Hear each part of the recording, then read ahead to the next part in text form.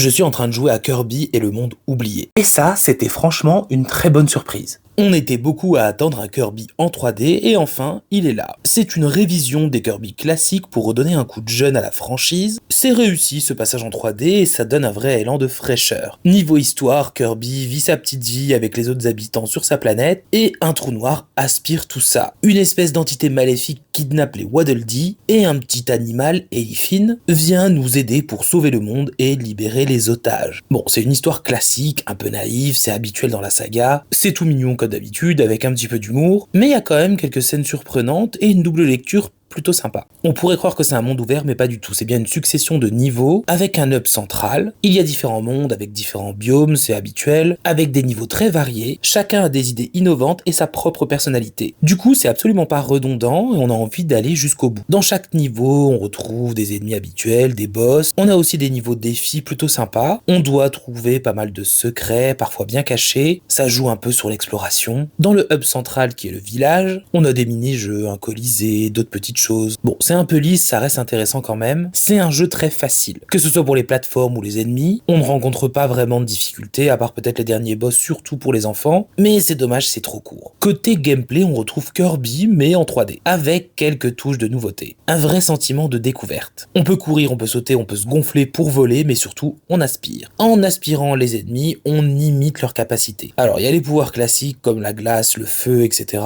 mais aussi de nouveau l'explorateur et la foreuse. C'est vraiment très prenant et ça multiplie les gameplays. Et la nouveauté, c'est qu'on peut améliorer les pouvoirs via un atelier. Ils deviennent alors plus puissants et peuvent même varier. Cette nouveauté est totalement réussie. L'autre nouveauté, c'est le transmorphisme. Kirby peut aspirer de gros objets et prendre leur forme, comme un distributeur ou une voiture. C'est utilisé pour des passages bien spécifiques, pour avancer ou battre un ennemi, mais il y en a trop peu. Ça ajoute un gameplay différent et très intéressant. Globalement, on retrouve l'univers de Kirby très enfantin, rondouillard, hyper coloré, avec un beau design, des paysages superbes et très variés. C'est assez fluide quand on regarde pas trop loin. Kirby est assez lourd, faut s'habituer. Visuellement, c'est une vraie réussite, c'est vraiment beau. Et le côté musique aussi est réussi.